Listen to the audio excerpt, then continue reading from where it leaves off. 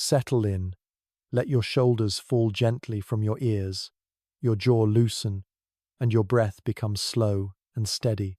Tonight, we will drift quietly into the distant past, into a time when the air was thick with uncertainty, and whispers of something invisible crept through the winding streets of Europe. We are journeying to the heart of the 14th century, to explore one of the most catastrophic and strangely transformative events in human history, the Black Death. But this isn't just about despair. It is a calm, thoughtful wander through medieval life, strange beliefs, quiet survival tactics, and the ways ordinary people adapted when everything seemed to fall apart. You will walk among stone walls and timbered homes, hear the clop of hooves on cobbled lanes, and smell the mix of candle wax, bread crust, and damp wool. You'll follow a path not just of sickness, but of resilience, of superstition and rudimentary science, of loss but also of quiet endurance.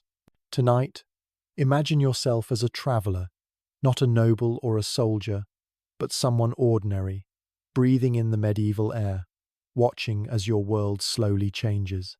And perhaps, just perhaps, you'll discover how you might have survived. Let us begin. Before the plague crept in like a shiver down the spine of Europe, daily life moved at a pace shaped by the sun, the seasons, and the rituals of work and worship. Picture yourself waking in a small village on the outskirts of Florence, or nestled near the Thames, the soft coo of pigeons above your thatched roof, and the lowing of cattle from a nearby byre. The sky is often grey, and your mornings begin with the gritty scent of charcoal smoke, as a cook fire is coaxed into life. Most people, perhaps even you, live in wooden homes daubed with clay and straw, with a single room for sleeping, cooking, and praying. Floors are earthen, packed smooth, and covered with rushes that are changed only when they become too thick with debris. These are not comfortable places by modern standards, but they are lived in and full of rhythm. You rise with the bell, eat a coarse meal of bread and ale, and work your part of the land. If you are lucky, you belong to a small community bound by familiarity and routine. Life revolves around the manor, the church, and the field. You know your neighbours. You know the sound of your priest's voice. And though illness and hunger are not strangers, there is a comfort in the predictability of toil. Yet beneath this quiet normalcy lies a precarious balance. Crops fail, livestock sicken, a bad winter can press hunger into your bones. There are no real hospitals, only monastic infirmaries, or the care of women wise in herbs and prayer. Most ailments are left to time or faith. Medicine, as you know it in this world, is a mixture of Galenic theory, astrology, and deeply spiritual interpretations of the body. You are not simply flesh, but a blend of humours, blood, phlegm, black bile, and yellow bile. Illness comes when they fall out of balance, or so the learned men say. A physician might examine your urine by candlelight in a small glass vial, then peer thoughtfully at the stars, diagnosing a cold humour or a planetary misalignment. The poor rely on simpler methods, compresses of herbs, charms to ward off bad spirits, or pilgrimage to holy relics said to bleed or weep. Trade has begun to thrum more loudly through Europe's ports, bringing fabrics, spices, and coins, but also ideas, and with them, a subtle kind of vulnerability. Ships carry not just goods, but rats, and on those rats, fleas, tiny, quiet passengers with invisible teeth. You do not yet know that the balance is about to shift, that the great silence is coming, but there are omens, if you're inclined to see them. Droughts, earthquakes, strange alignments in the sky. Some say a great punishment is near. Still, in this moment, you tie your boots, grasp your wooden pail, and begin your day. The pastures wait, the sun is weak behind the clouds, and your stomach is already thinking of the evening pot. You don't know it yet, but this is a world just on the edge of something. And as you walk toward the well, past the hedgerow where the bees still hum, you would never guess how precious such quiet days are about to become. It begins not with thunder, but with rumour. In the year 1347, faint ripples spread across European shores. The news is strange and fragmented, carried by sailors and merchants speaking of a sickness in the east. From the Black Sea to Constantinople, from Alexandria to Genoa, stories emerge of a great mortality. Some say whole cities have vanished. Others speak of a death so swift it seems unreal. But for most, these are distant tales, no more pressing than talk of Mongols or exotic silks. Still, along the coastlines, something stirs. In Messina, on the island of Sicily, 12 trading ships from the east dock in October. But as dock workers approach, they find most of the crew dead or dying. Those still breathing suffer strange swellings, dark, egg-sized lumps near the armpits or groin end. Their eyes are glassy, their skin mottled. Some bleed from the nose, others die within days. The harbour clears in panic. The authorities order the ships to leave, but the damage is already done. Rats scurry down gangplanks. Fleas, infected with a bacterium called Yersinia pestis, leap from host to host. The Black Death has arrived in Europe, quiet as dust, carried on wooden hulls and the wind. Imagine now that you are living inland, perhaps in a market town 2 weeks' journey from the coast. You begin to hear whispers at the tavern. Perhaps a merchant's son fell ill and was buried hastily, or a tanner has lost 3 of his children in as many days. Still, you tell yourself it is an isolated thing. Accidents happen. Illness is part of life. But then the bells begin to ring. The churches toll more often, not for celebration but for mourning. Graves are dug shallow and fast. A neighbour locks his door and does not emerge. The baker's wife stops coming to market. A dull tension seeps into the air, slow as a fog. You hear that in Florence, entire households are found still in their beds, lifeless and cold. You cannot see it, but the fear itself becomes contagious. Cities fare worst. With people packed close together and waste lining the streets, the plague moves swiftly. Carts trundle down alleys collecting the dead. In Paris, the bodies pile so high that the cemeteries overflow, and mass pits are dug in the outskirts. In London, the Priory of St. Bartholomew records thousands of burials in mere months. The living begin to flee, but they carry the disease with them. And yet, there is no understanding of the cause. Doctors debate whether it is a punishment from God, or perhaps bad air miasmerizing from the ground. Some suggest that the alignment of Saturn, Jupiter, and Mars has opened the gates to corruption in the atmosphere. Others blame wells poisoned by outsiders, or the movement of comets across the sky. Protective measures by today's standards are imperfect. You may see physicians known as plague doctors, their long cloaks and bird-like masks filled with aromatic herbs to shield them from the stench and presumed toxicity. But such masks do little. The disease is not spread by scent, but by the bite of a flea or droplets from a cough. Still, the masked figure becomes a symbol strange, eerie, and quietly powerless. Religious processions snake through the cities. Some flagellants march barefoot, whipping themselves in public squares, crying out for divine mercy. Others retreat to country estates or cloistered manors, hoping that isolation will preserve them.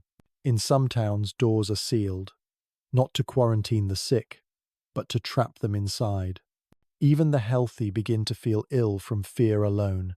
The mind, desperate for understanding, begins to turn inward. How would you fare in this moment? Would you have the means to leave your town, to reach a secluded village where the air is clear and the roads are empty? Would you follow the flagellants, hoping that pain would earn you divine protection? Or would you choose silence watching, waiting, tending to the ill with trembling hands? There is no clear answer, but one thing becomes apparent. Survival is not solely about strength or wealth. It is about timing, location, and perhaps a touch of luck. Still, as the disease radiates outward, crossing mountains and rivers, no place feels safe. Yet not everyone will perish. Some will endure, quietly, unnoticed, passing like shadows through a world unraveling. And you might be one of them. As the bells continue to toll, and the air grows heavy with prayers and smoke, you find yourself watching the sky more often, wondering when the wind will change. As the days grow shorter, and the shadows lengthen over silent streets, you begin to notice the small and desperate ways in which people cling to life. Survival becomes not just an act of will, but a patchwork of beliefs, rituals, and practical choices, some grounded in knowledge, others stitched together with faith, fear, and rumor. You might start with the simplest of acts: purification. The idea that the air itself is corrupted, the so-called bad air, or miasma, takes deep root in the minds of both learned and lay folk. To combat this, homes are filled with pungent aromas. You may burn bundles of rosemary, sage, or juniper, hoping the smoke will cleanse the air. Sweet-smelling posies are hung in doorways, carried in the hand, or stitched into clothing. If you can afford it, a pomandera, small metal ball filled with herbs and resinis, worn around the neck or wrist. With every breath, you press it to your nose, creating a barrier between you and the unseen danger. Streets are sometimes fumigated with sulfur or pitch, producing acrid plumes that linger like fog. Water, once drawn freely from rivers or wells, is now suspect. You hear tales of poisoned springs and cursed wells. In response, rainwater is collected in clay pots, and wine or vinegar is added to drinking water, not out of taste, but a belief in its cleansing properties. You do not yet know of microbes, but something inside you seeks purity. Then there are the treatments. Physicians, though few and largely reserved for the wealthy, offer a grim menu of options. You may be advised to bleed yourself, releasing the supposedly tainted humors from your veins. Leeches are used by some, while others cut shallow incisions and collect the blood in bowls. The sight of it, dark and metallic, is thought to be evidence of imbalance leaving the body. Lancing the bubes, the swollen, painful lumps under the arms or groinies, another common practice. A heated knife or needle might be used to pierce the skin, releasing the blackened fluid inside. Wound dressings are made with onion, vinegar, and even crushed emerald, depending on what you can obtain. These efforts are often more hopeful than effective. If you live in a city, you may hear of people relocating to the countryside, or even to the hills, where the air is presumed cleaner.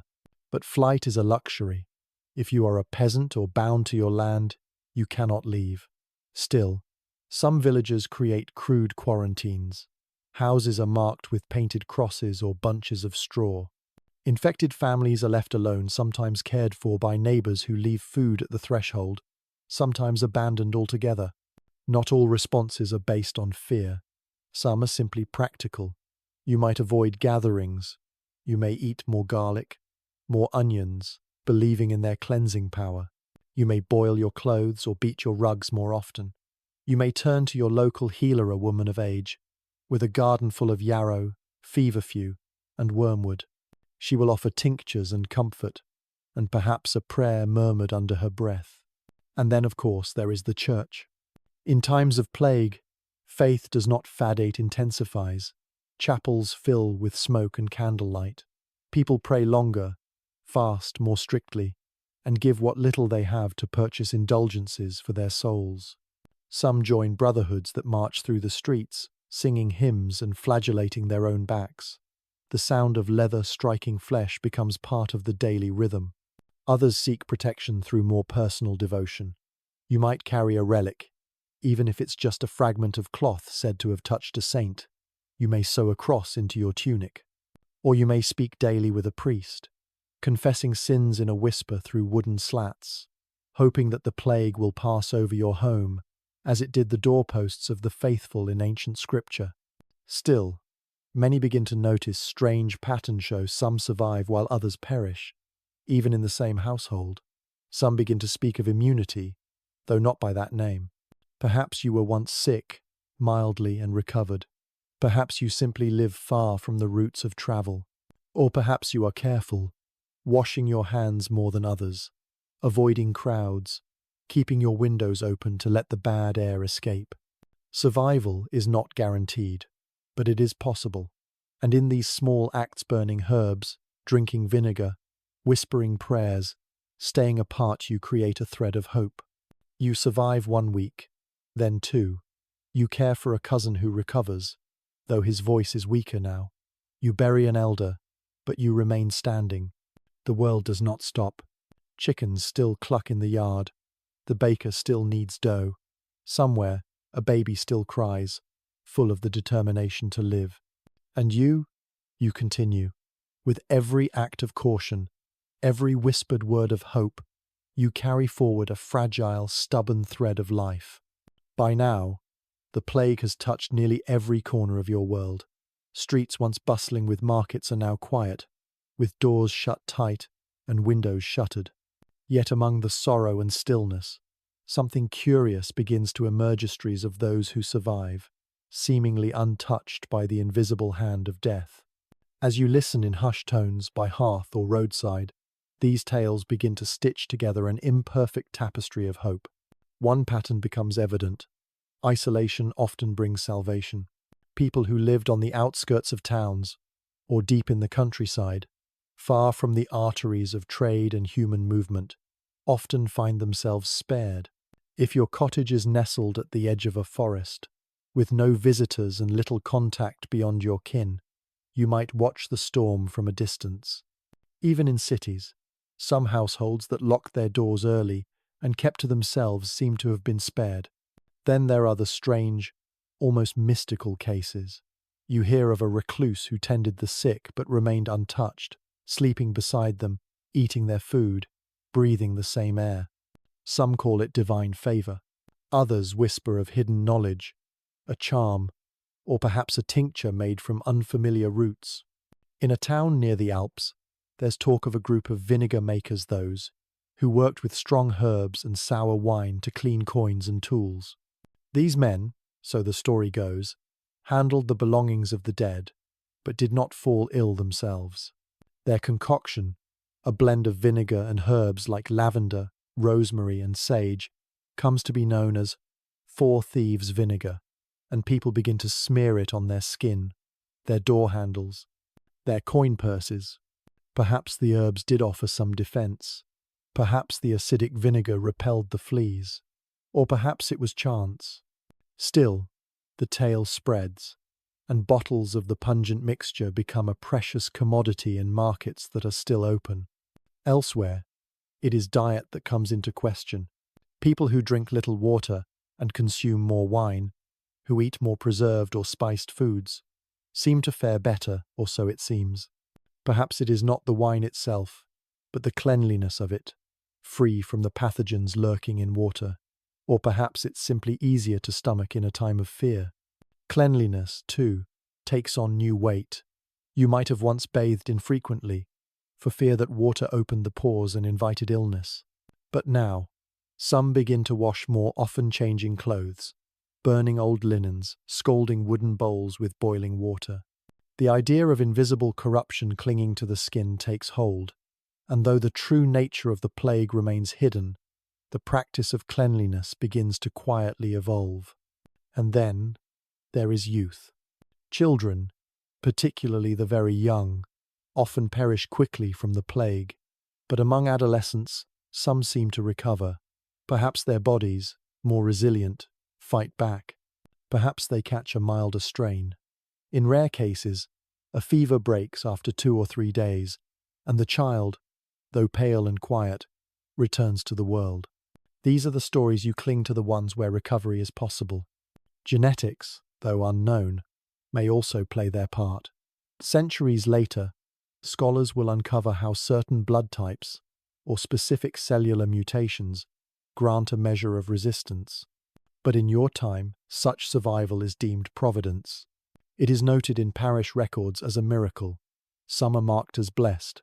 Others are feared, suspected of witchcraft, or whispered about in alleyways. You begin to observe who falls ill and who remains whole.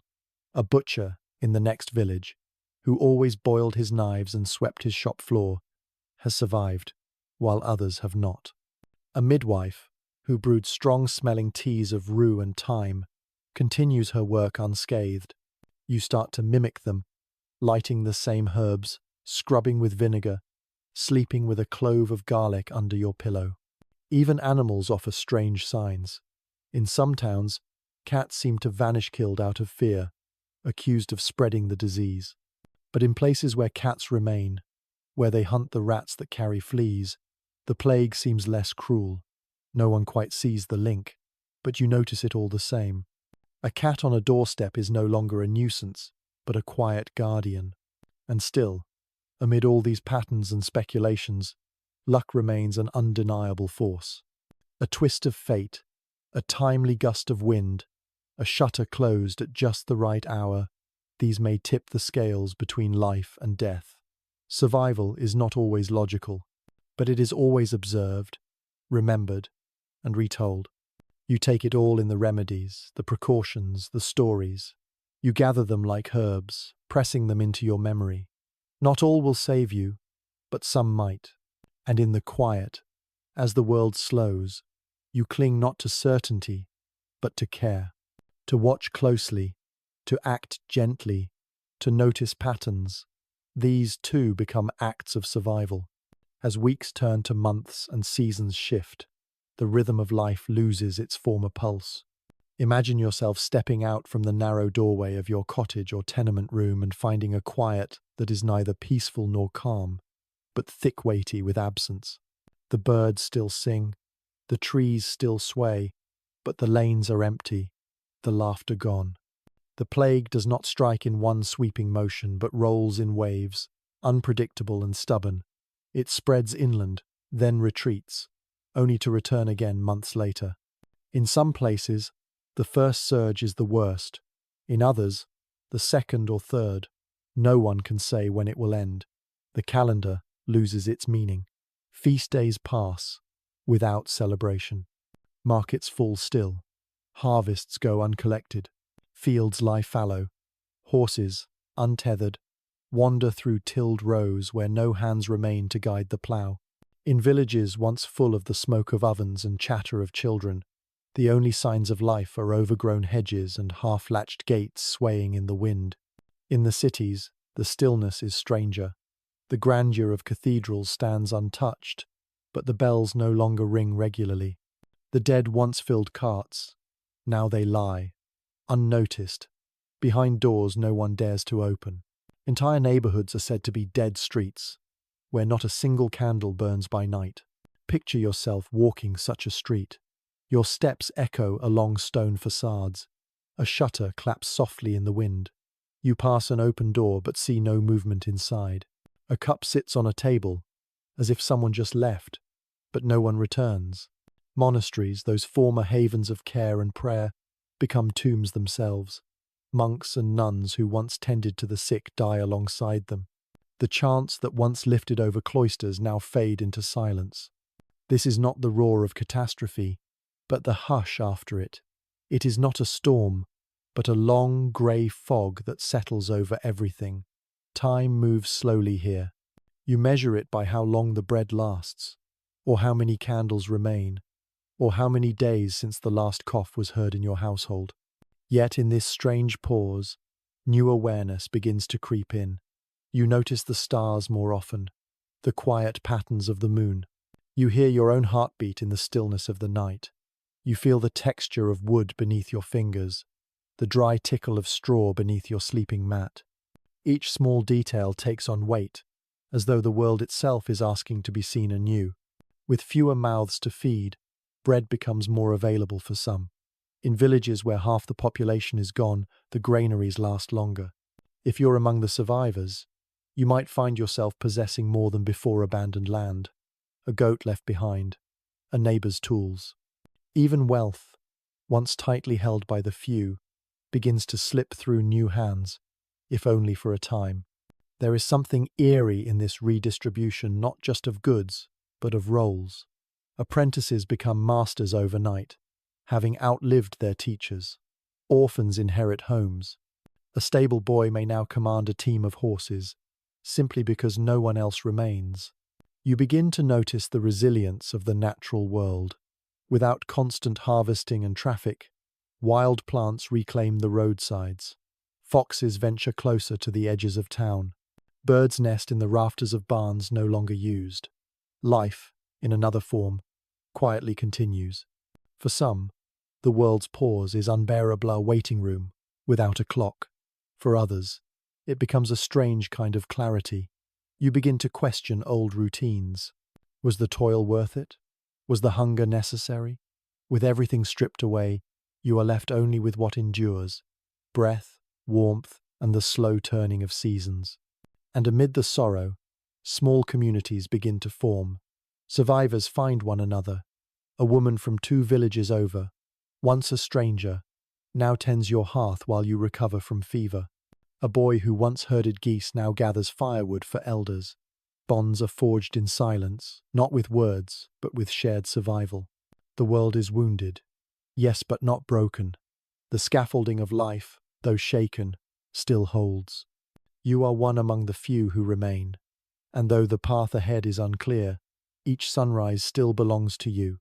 When the plague loosens its grip, it does not vanish like a passing storm. It lingers in memory, in routine, in the faces that are no longer there. But even before the final cases fade, something deeper begins to stir, something structural, silent, and irreversible. The society you once knew is not the same, and neither are you. In your village, fields once lined with labourers now wait in stillness. A dozen hands used to be needed for the wheat harvest. Now, perhaps only 3 remain. Tools rust where they were dropped. Sheep graze without being shorn. The land itself seems confused, ready to yield, but no longer guided. This scarcity of hands creates a quiet shift. If you are among the surviving workers, be it farmer, mason, or weaver, your value increases. No longer a mere part of the crowd, you are now essential. Lords who once ignored your presence now send messengers to request your labour. You are offered bread, coin, even a small patch of land in exchange for returning to the plough or loom. You begin to ask questions no peasant would dare ask before. How much will you pay? Can I move to another village? Can I choose when to work? Such questions, once unthinkable, now carry weight. The scarcity of life has created room for bargaining. In towns, guilds struggle to maintain their hold.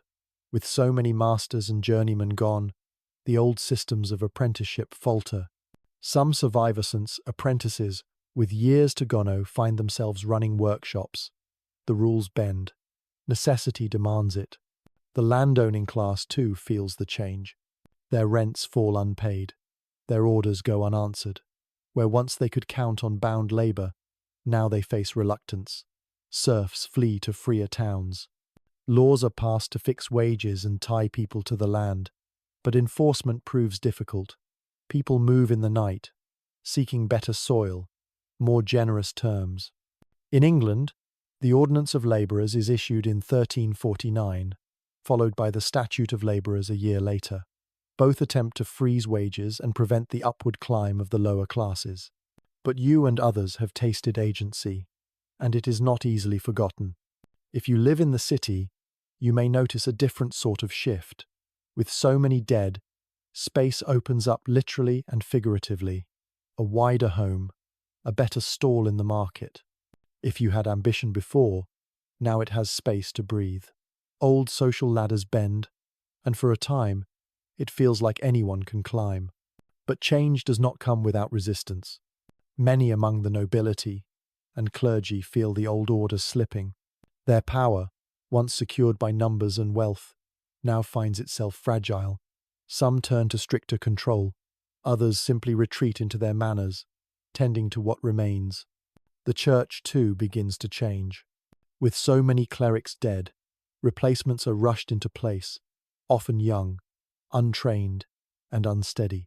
The spiritual authority once taken for granted now feels thinner. People begin to ask why the prayers did not stop the plague, why the relics did not protect the faithful. Doubt creeps in, not loudly, but persistently. Yet in many parishes, it is the local priest, humble, exhausted, and mourning alongside his flock, who becomes a source of quiet strength. His words may tremble, but his presence remains. Faith does not vanish. but it begins to shift from the grand to the personal, from pomp to practice. You may notice more people carrying icons or whispering prayers under their breath. The rituals remain, but they feel more private, more cautious. Religion is still the anchor, but the line it casts feels shorter, more fragile. Families change too. Many are now headed by women, by widowers, by elders once thought near their end. Cousins move in together. Orphans are adopted by neighbors. Roles dissolve and reform based on survival, not tradition.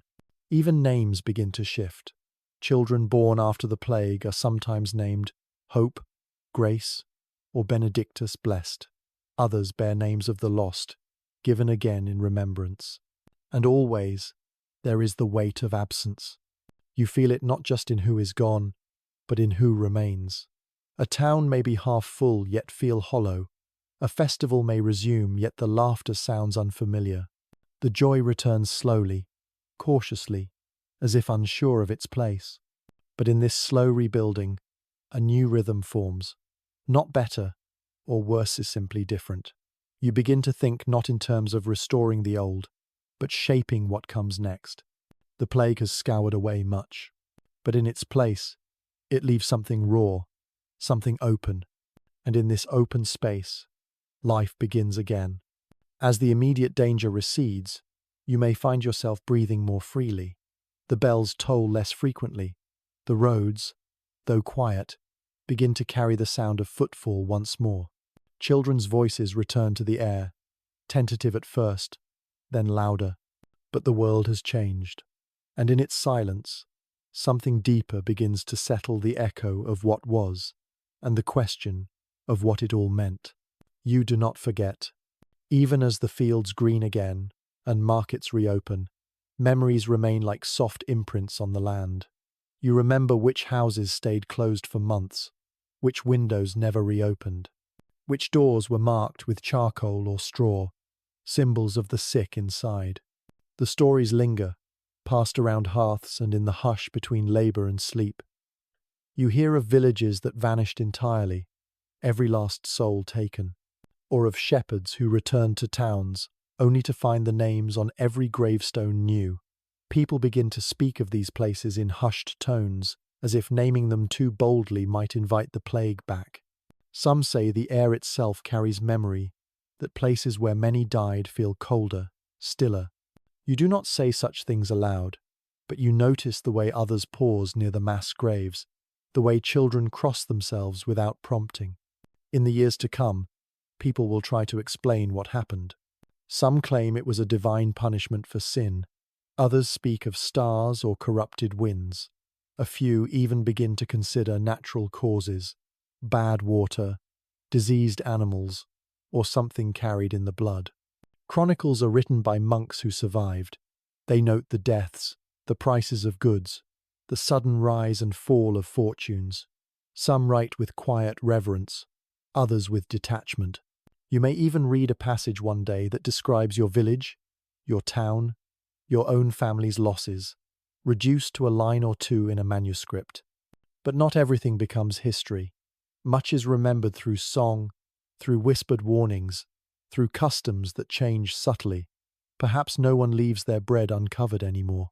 Perhaps every home keeps a sprig of sage by the hearth, just in case. Perhaps people begin to avoid shaking hands, a custom lost for generations. You might notice, too, that fear changes shape. At first, it was fear of death, then fear of loneliness, then fear of forgetting. But eventually, the fear softens into caution, and caution settles into habit. You carry vinegar, not out of dread, but tradition. You wash your hands more often. You bless your food with quiet sincerity. The habits you learned in the shadow of the plague become part of daily life. The Black Death, though terrible, becomes woven into the fabric of Timino as a wound that never heals, but as a scar that fades, visible only when you look closely. Yet it leaves behind more than pain. It alters the very structure of society, of thought, of time itself. Labor becomes valuable, property changes hands, families rebuild in new forms. Art, literature, and spirituality all shift, infused with a new awareness of mortality. Skeletons appear in paintings, not to frighten, but to remind. The dance of death, the danse macabre, becomes a common theme in murals and manuscripts. In these images, kings and paupers hold hands, swaying in a circle. The message is clear: death touches all, without preference. But so does life. You begin to notice new kinds of hope. A young couple plants a garden where a family once lived. A monk carves new benches for the church, despite the pews sitting half empty. A child, born in the year of the great dying, learns to walk in a world that feels oddly new. People gather again not in great crowds, but in small, steady ways. A harvest feast, a prayer vigil, a wedding that feels more sacred for its rarity. And amid it all, you begin to sense that the worst may truly be over. Not gone, not forgotten, but past. A season, long and terrible, now shifting toward another. In time, they will call it the Great Mortality. And centuries later, it will become the Black Death. But for you, it will always be something quieter. The long silence, the waiting, the lessons stitched into your hands and breath. You survived. Not through certainty, not through strength, but through care, patience, and the humble rituals of daily life. And in that survival there is meaning. As life gradually reclaims its rhythm, a gentle question begins to settle into daily thought, not shouted, not urgent, but persistent. What if it returns? The Black Death has not vanished with finality. It fades, lingers, flickers out in some places while reappearing in others. So you begin, carefully and without fanfare, to prepare not just for today, but for the possibility that history might echo itself. In some towns, leaders begin to draw lines through maps, demarcating zones, places to quarantine the sick if the plague returns. You might see a building, once used for storing grain, now converted into a place for isolation. Its doors are reinforced, its windows barred, it's rarely spoken of unless needed. You learn to recognize early signs: a sudden fever, a swelling beneath the skin, the way a neighbor closes their shutters for days. You become attuned to the rhythms of illness, of silence, of whispered fear, not panicking but alert. Healers begin keeping better records, not just remedies, but observations show long a fever lasts, what herbs eased the pain, how quickly symptoms appeared. Some of these writings, scratched in cramped Latin or local dialects, are shared between towns. Slowly, the idea of understanding disease takes root. It is fragile, speculative, but new. You also begin to store things differently. Herbs are dried in larger quantities. Vinegar is brewed in barrels. Linens are boiled more often. Soap, once a rare commodity, becomes more valuable. These are not dramatic preparations, but quiet adaptations folded into the fabric of life. Even architecture changes. Some towns rebuild with wider streets, larger windows, and more light. Wells are placed farther from cesspits. Livestock are kept beyond garden walls. You may not call it sanitation yet, but you begin to separate the clean from the unclean. Trade resumes, but more cautiously. Ships are inspected. Ports begin to hold travelers for a period before allowing them to land. The idea of quarantine, from the Italian quaranta giorni 40 days, emerges. 40 days of waiting, of watching, before rejoining the world. It is frustrating, but it works. On a personal level, your habits shift. You no longer assume the future. Each day is acknowledged with a quiet gratitude. Births are celebrated not just as joy, but as resilience. Deaths, when they do come, are marked with greater reverence.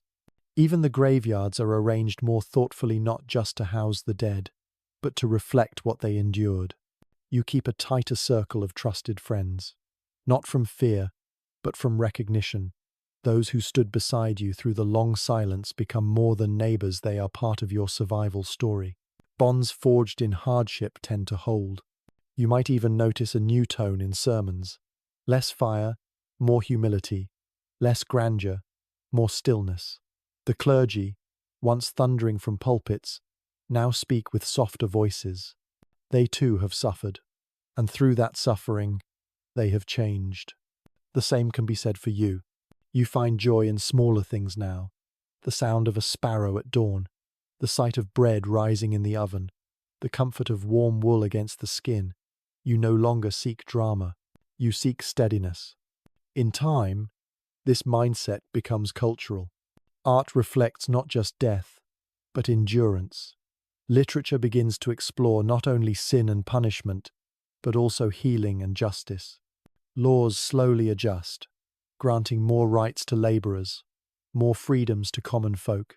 Not everywhere, not all at once, but the tide has turned. And always, beneath the surface, there is the quiet knowledge the plague may return. And indeed, in decades to come, it does return in smaller waves, less severe, but never forgotten. But you are no longer the same, neither is the world. You have learned to observe, to adapt, to listen to the patterns of breath and body, to value stillness, to honor time. In this way, you are prepared not in fear, but in readiness. For survival is not only about outlasting the storm, it is about reshaping your life so that the next one, when it comes, finds you standing quiet, steady, and aware.